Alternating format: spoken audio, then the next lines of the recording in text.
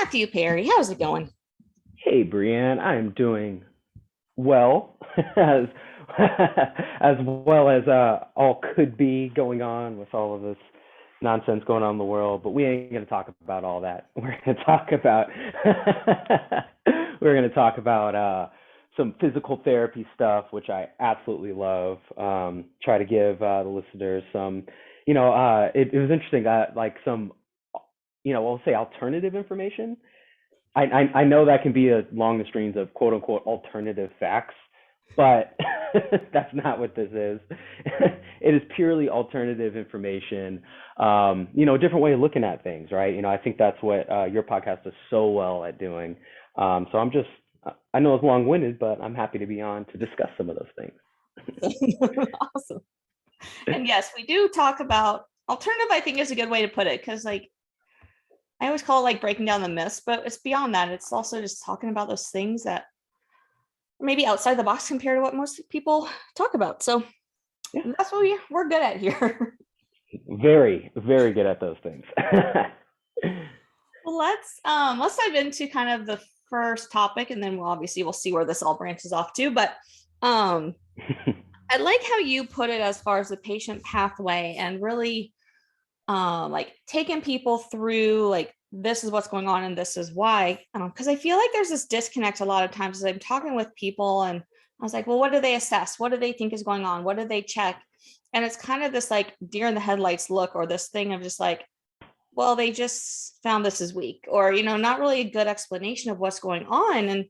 And so like, how do you go through it with your, after you evaluate someone, what is that, or even during the evaluation, like what does that whole process look like to make sure they know and are like full understanding of like what that process looks like?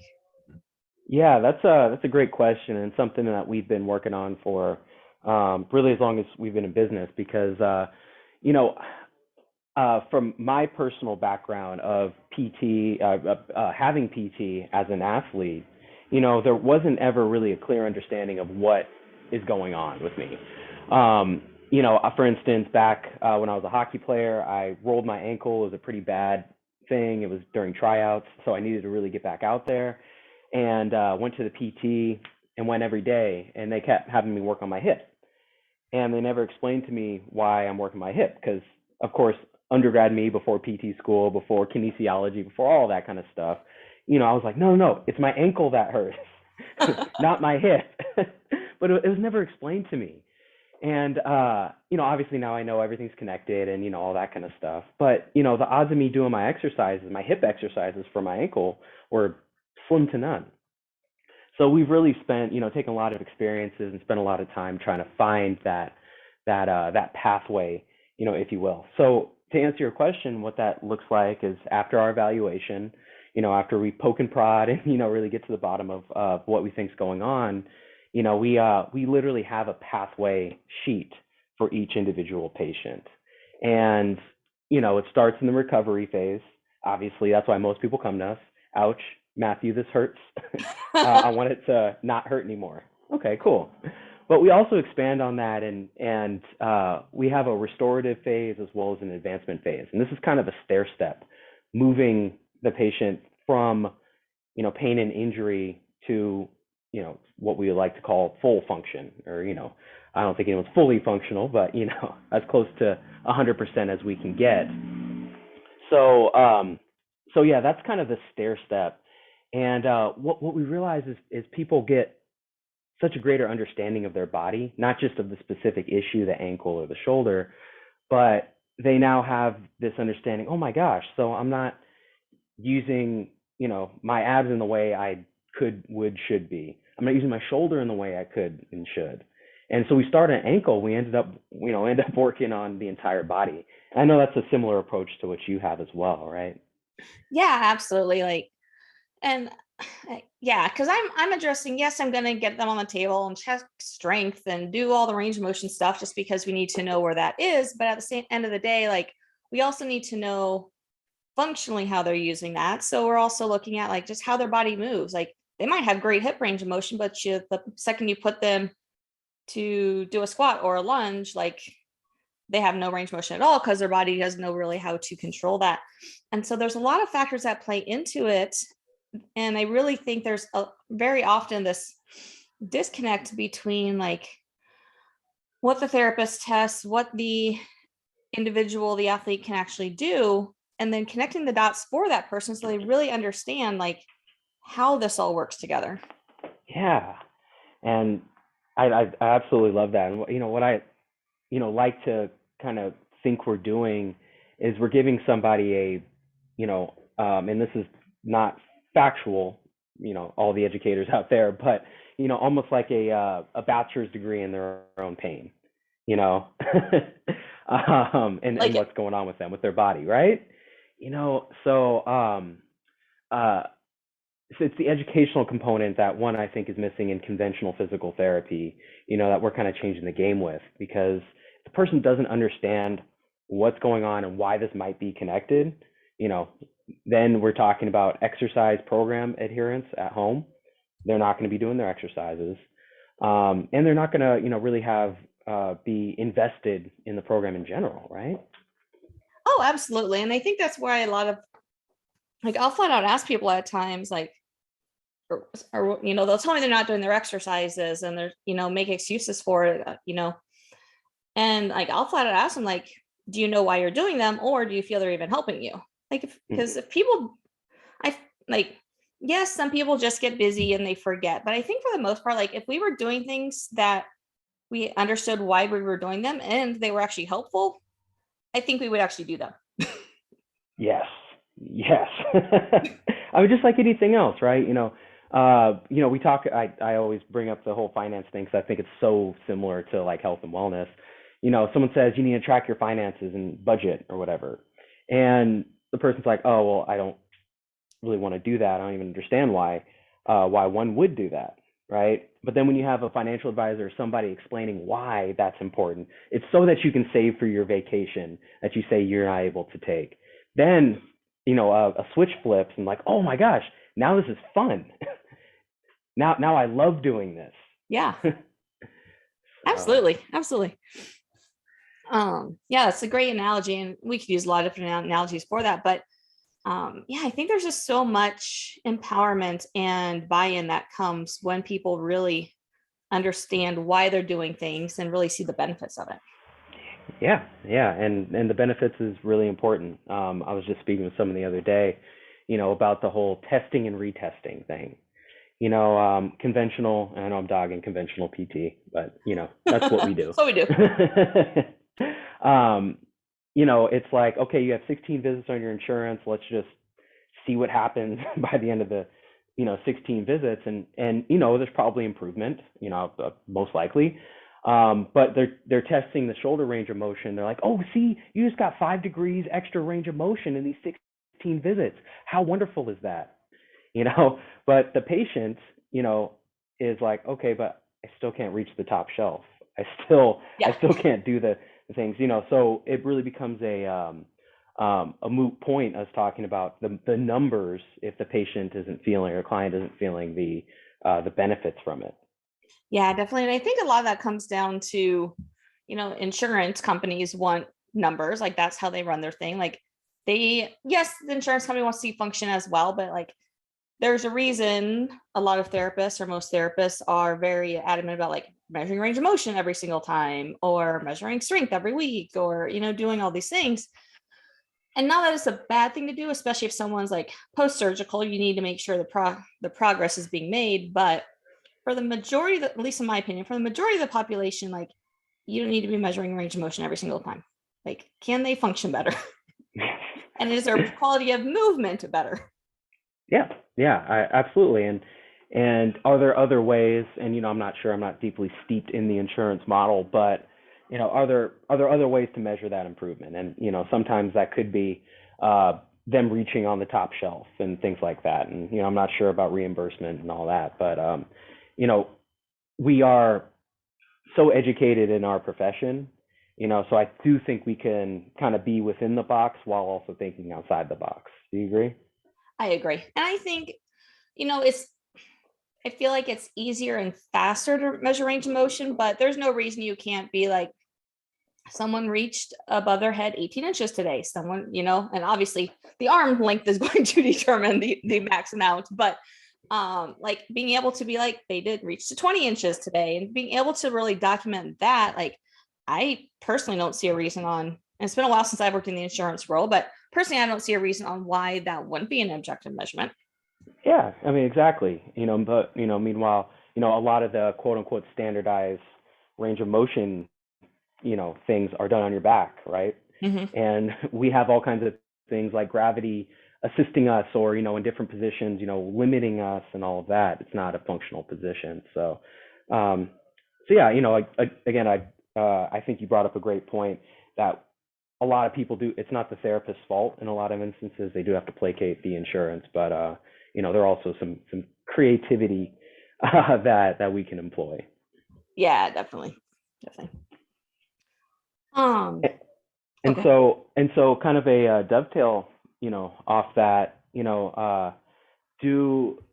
do you have a way to measure, you know, if something is working or not, and not necessarily quantitatively, not necessarily with range of motion or something like that, but say things aren't getting better, say things are getting worse, do you have a process, to track that as well? Um, I wouldn't say, well, I guess the best way to put it is like, I'm always, if someone's not making progress within 2, 3 sessions at max, like, I'm going to take a step back and, like, me just mentally, like, what else could be going on here? But two, like, let's reassess things. Let's have a greater conversation. Let's figure out what's, maybe I didn't look at something fully in the shoulder and I need to reassess that area, or the ankle, or whatever it is. But um, if someone's not getting better, one, I'm going to, within a couple visits, I'm going to take a step back and just kind of like reassess, like, what did I miss? What could we have possibly missed? And if I'm not seeing anything, then it's like, what other specialists do we need to see? Like, what else systemically could be going on? What tests do we need to get just to, like, clear or confirm anything else further going on? Yeah, that's great. And yeah, we should in the first, few visits be, seeing a change. Um, because if not, we're just kind of banging our head against the wall and hoping something happens, wishing for something to happen. Yeah, I totally get where you're at in the reassessment, and as part of our kind of pathway, yeah, we're like, okay, in 3 visits, you should be here. Whatever, pain, function, like whatever. And if that's not working, then we have a great way to track that, and we can go back to the drawing board, reassess, and keep it moving. And sometimes that happens. I like to tell people I don't have a crystal ball. You know, um, maybe others do, but I don't. And if we need to make a modification, we can do that early on, not at session 20. Yeah, absolutely. Which I think is what happens a lot. Um, one thing that came to mind as you were talking was, that reminder that it's not abnormal for, like, as we're cleaning some stuff up, other stuff starts to show up. Other things get achy. We start noticing other compensations, changes, movement patterns. Just because we are really, like, we think we can know the root cause of it, but that at the deepest layer, we don't necessarily know it. So it's like, maybe we think it's the ankle, but then as we start fixing the ankle, it's like, oh, now the back's doing this weird thing. And so sometimes it is like things change, which that change can be a good thing. But I think we just have to remember that, like, things clear up, but also new things can show up over time too. Great point. Yeah, there's been a lot of instances where someone's coming in for hip pain, knee pain, and we're finding it's their back. And, maybe we don't know that for the first session or two. And then it's like, well, okay, this isn't responding how I'd like. And yeah, then we reevaluate, go to the back. And to kind of go to our point earlier about kind of patient communication and education, it's so important that if we are changing, it's no ego thing on us. It's just that, hey, your body's responding differently. Now we communicate that to the patient. We're going to a different, in a different direction with this. And we're going to modify and see what happens with this. Yeah. But being willing to change, I think, is important, because I don't know how many times, and I mean, I saw it when I was in the clinic myself. I experienced it like being a patient years ago.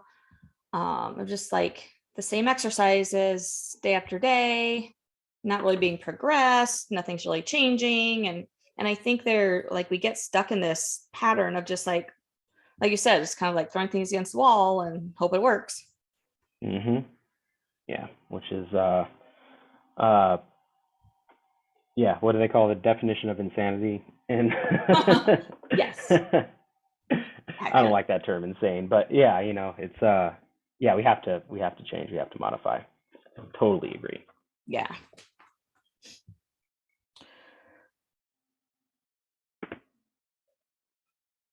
So I'm curious, you kind of mentioned as far as your patient pathway, what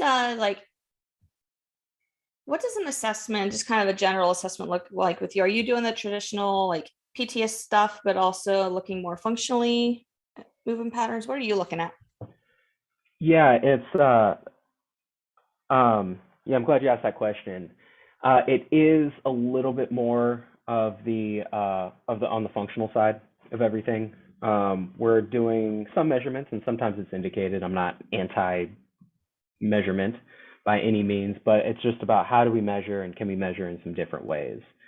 And so, we might do some measurements on the table with the person's knee, if that's what they're coming in for, bending it up, measuring that or something like that. But the odds of, unless it's causing someone night pain, their knee, I don't particularly care about that measurement.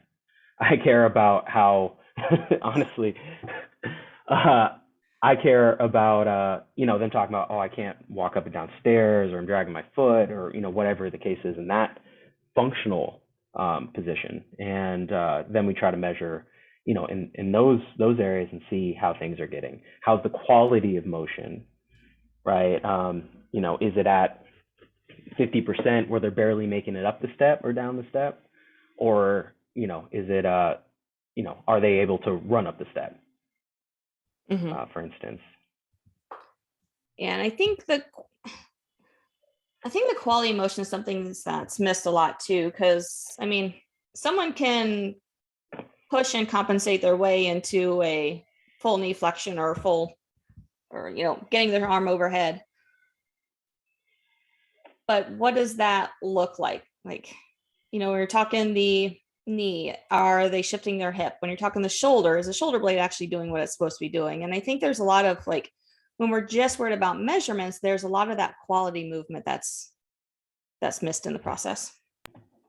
Yes, absolutely. Because it goes back to kind of the whole healthcare system and working on this isolation. This one joint in a vacuum, as opposed to how everything works together. And so, I think, insurance model or not, like, we do need to be mindful, because we always say, and it's so fun to say, it's all connected. But, how often are we actually, implementing that, this whole connection?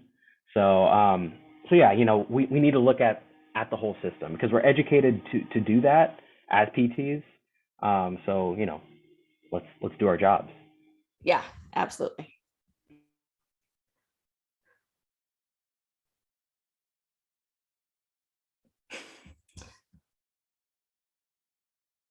Where I should ask you this, since like I know you're really, I won't say particular with how you do things, but like you go deeper than a lot of other therapists do. And I know you do have people that work for you. Like, how do you ensure people coming out of school or people working for you are like thorough with their assessments, and not just kind of falling into the normal PT trap? Yeah, that's the $1 million question, if you will. We always make sure we do patient audits, and maybe some tandem treatments here with our clients and our PTs to ensure that there's consistency, continuity. So that's one way to just ensure that we're keeping the that high level of care.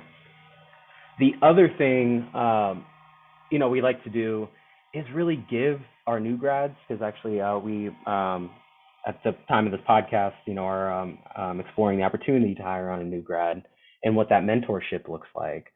But it's incorporating their strengths as well as measures that they care about, and they think pertain to the patient.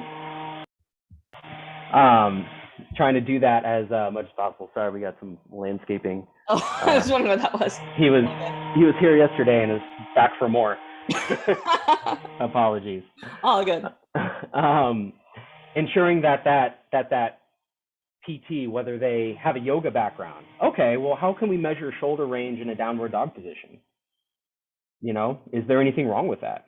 It's weight bearing, it's functional. I don't know.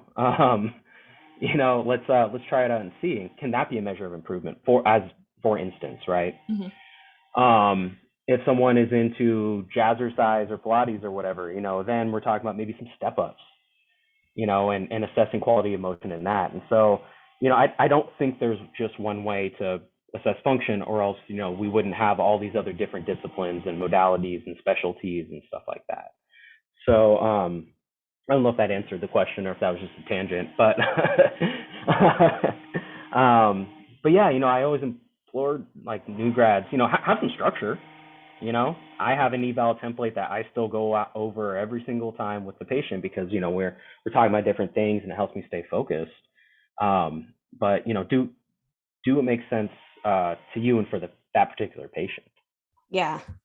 And I love how you put that and kind of the examples that you gave as far as like, or just in the regard of you need to do what's right for the patient. And I think this is where one of my frustrations comes, is that like people working with runners, or like I'll talk to my runners a lot of times. It's like, well, their assessment was done laying down, or, and all these different just like tests, and all their exercises are being done laying down. And I'm like, which is awesome if you just have surgery and you can't stand. But like at the end of the day, how is that relating in any way back to standing on a single leg, running, like being on your 2 feet, just because we stand as humans? And so I think there's just this disconnect, or this area that's missed when we're looking at people and really making sure we're assessing them based on what they want to get back to being able to do. Absolutely. Nail on the head with that. And so, it goes back to like, why are we doing these measures? Are we doing it because that's just how it's been done and we just need to continue doing that for whatever reason, or are we doing it because there's a true purpose? Because, I frequently, dog the, just on the table, table exercises, if you will, where you're just lying on your back. But sometimes there's a complete, reason for it. We do need to isolate the joint, okay, cool, I'm behind that. But session 10, if they're a runner and they fully walked or even ran into your clinic or ran to your clinic, why do we have them on the table the whole time?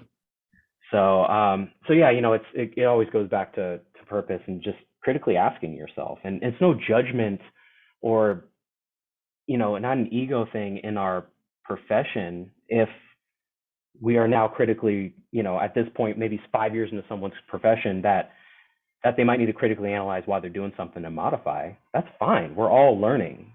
I've learned, probably about 50 things every day. and it doesn't mean I'm stupid. It doesn't mean I'm, there's anything wrong with me. It just means that now I have some other information. Yeah. If tomorrow a bunch of high level of evidence goes out and says ultrasound is the best thing that you can do for a patient, okay, I'm willing to explore and see what that looks like. You know what I'm saying, as an example. But until then, I'm going to go with what I believe current research is supporting. Yeah, absolutely. And talking about changing and adapting, I mean, the stuff I did, man, I've been out of school 15 plus years now. The stuff I was doing 15 years ago and 10 years ago and 5 years ago is completely different from, or I shouldn't say completely different, but very different from the things I'm doing now, just because I've taken other courses, I've talked to other people, I've listened to a lot of podcasts. Like, I've learned a lot in the span of those 15 years. And it's like, we should change how we're doing things over time. Yeah. I mean, if we're doing the best for our patients, at least, I completely agree. So, yeah, I like to consider myself, and this is not a religious affiliation by any means, but like an information agnostic. We have, this body of evidence, talking about this thing and saying this is the best thing we got right now. Cool. But I'm totally open to other information coming to light, Mhm. and we'll go with that. I'm curious with some of them with you, because I know like our practice is very much evidence based, or that's the direction they've gone, which totally like makes sense. We need to follow the research, but at the same time, I feel like there's still a lot of. I mean, we also know that research takes several years to get out, and so I think there can be a lot of like clinically based as well, like the things you see results with in the clinic. Like, just because I don't want to spend the time and money to do research on it doesn't mean it's not effective. Yeah, for sure. Yeah, there is that clinical reasoning. And, I always value people's expertise. I mean, 100%, because there's a lot of people who've been doing this a lot longer than me, have a lot more information than I do, have, a lot more different thought processes. Totally cool. But, our profession is evidence-based, as you said, but we also consider clinical reasoning being the highest level of evidence. Mm-hmm. And I don't necessarily agree with that. I think a sample size of 100,000 people or 1 million people is always going to trump the 20-25 people you might see a day. I don't even know what you need to see on a daily basis to get to that million. But like there's a little bit of everything, because at the same time, research is not set to prove anything, right? And anyone who says this proves something based off this research, it's like, no, that's not what it is. It's to find correlations, and there's stronger correlations in some ways than other ways. So, I do think a healthy mixture of all of it. Hey, this is what I've seen in the clinic. I did this one release. I can't find any research on it, but like this helps somebody. Cool. But maybe not allowing that to drive our car, being like, oh, well, I do clamshells on all my back pain patients and they get, 10% better. So that's the best way to do it. Yeah, absolutely. No, I definitely agree with that. What was I going to say with that? I had a thought. It's gone. But yeah, it's all about ensuring that there's this balance, right? And that's the biggest thing, especially in maybe today's society. Maybe it's always been, is that we swing from one end to the other end of things, mm-hmm. And they're pretty much everything in life, I would say, except for mathematics. I was just talking to one of my one of my patients who is has a master's degree in math. Math has one single correct answer, to my knowledge, at least. But everything else in life has this gray area and has this kind of ebb and flow in between. Mm-hmm. And so we have to make sure we realize that as well. And I think too, and I remember what I was going to say is, I think one of the difficulties with looking at the research and being evidence-based is that it is constantly changing. Like, ultrasound used to be very highly used and it used to show some results. And then as they started doing more studies, they realized like it's not doing everything that they thought it was. And so there is constantly this change. There's frequently like just contradicting each other, especially over time. And so I think that's also why we need to pull in that clinical reasoning too. Like, if evidence shows this, but like we do that thing with the next 100 people and it's not working, it's like, well, I'm not going to waste my time doing that thing. No, that's yeah, that's a great example. Great example. And that yeah, that's and maybe the thing you end up using your clinical reasoning on in 5 years, they allocate a bunch of research and they find that that is a better way to do stuff. Because we do need, I think the surgical community, a lot of stuff is kind of just on the fly. Hey, I think I'm going to do this, and we'll see, how it goes.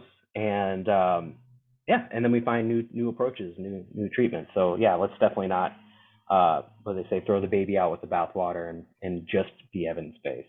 Because someone said that evidence in the healthcare community like doubles every 6 months or something like that. So at the same time, there's an article that came out this morning on shoulder pain, I'm sure, that I haven't even got to. Right. We tend to come out. Yeah, right. Yeah, keeping up on it can be tough for sure. Yeah, yeah, and again, that goes to this healthy mix of, hey, we try to do our best, but we also, if we've been doing the same thing for 10 years, we might also want to look at what else is new.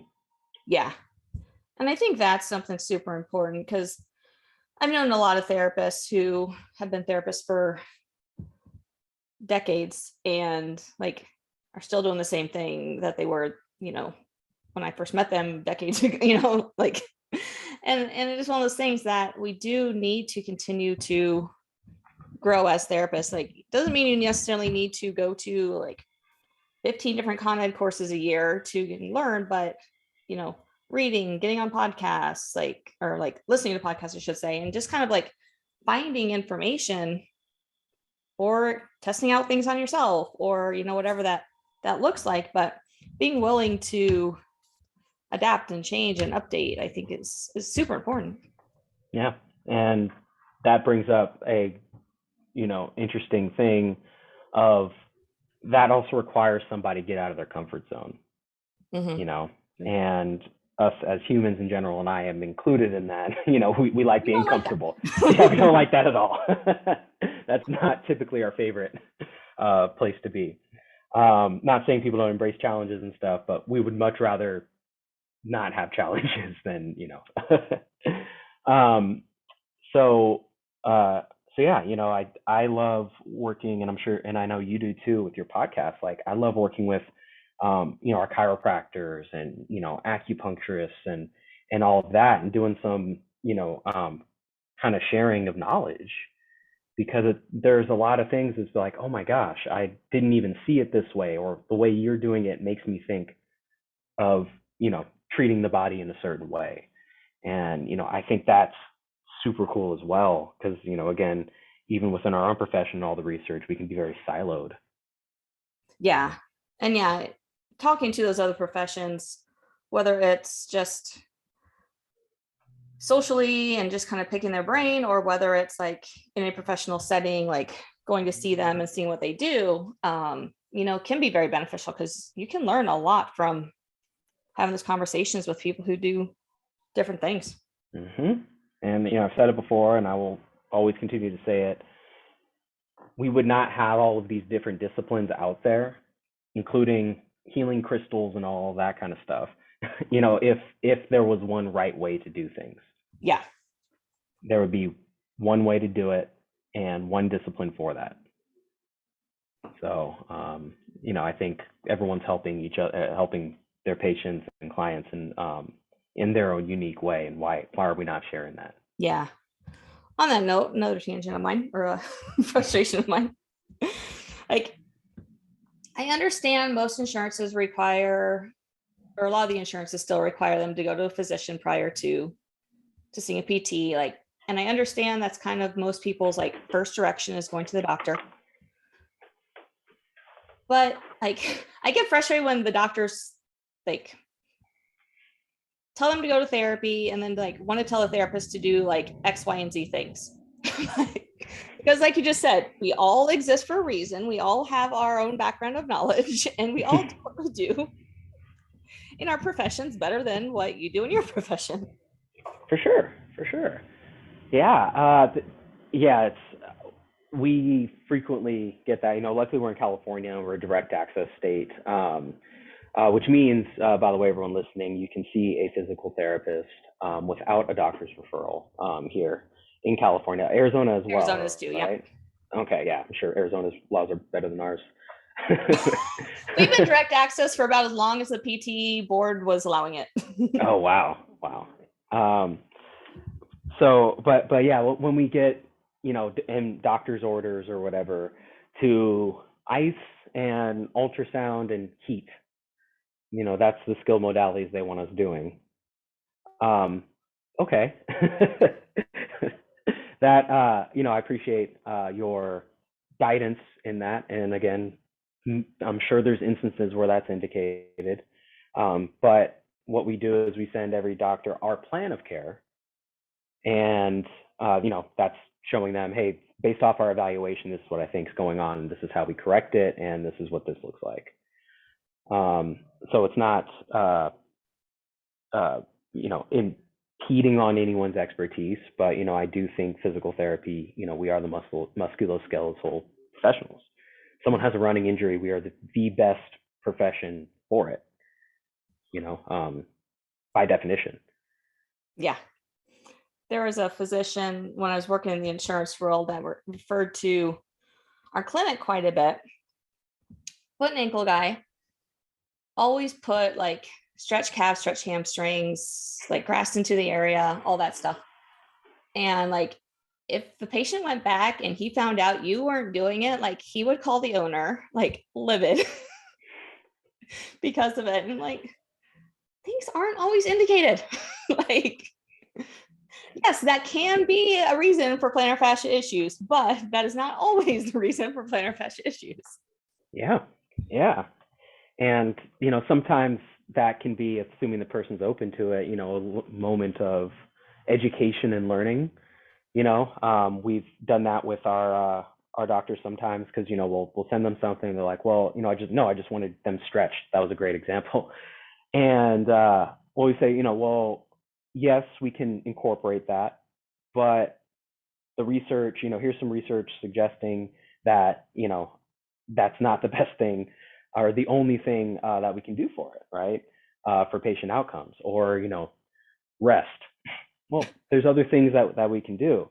And so hopefully, at least with our referring physicians, there's a great dialogue between the two of us to learn. Yeah. And now that person understands that issue a little bit more. We might understand where they're getting their stuff from, and we can help our patients. Yeah, absolutely. And that open dialogue is super important. And unfortunately, we know everyone in the medical, or a lot of people in the medical world have their ego and think they're 100% right, and don't necessarily want to listen to someone else. Of course. And, again, we say it, you and I say it time and time again, that ego does nothing but interjects ourselves in the middle of our patient's care. We start fighting each other instead of trying to be right than helping our clients, which, is a huge disservice, because why are we all doing this? To help people. Exactly. Well, Matthew, I know you have a client to get to here shortly. So to start closing it out, any last thoughts, opinions, comments today? I guess the biggest thing that, this conversation has brought up is continue to challenge yourself. Continue to try to, if you think whatever is working and it's the best thing since sliced bread, critically analyze it. Well, why? And, always ask if you don't know. And don't do drugs, kids. My closing remarks. I didn't have a third thing, so. All right. If someone has questions for you, wants to find you, where can they find you at? Yeah. Sorry about that last point, but it's an important one nonetheless. You can find me at on all social media channels, AutoNets Physical Therapy. We're on Instagram, Facebook, all that kind of stuff. If you got some value out of this, please reach out to me and or Brianne, and we'd love to have a dialogue and a healthy conversation to see how we can all learn and grow. Awesome. Well, thank you again for this conversation. It was fun as always, and we'll definitely do it again. Yes, absolutely. Thank you so much for having me on. Of course.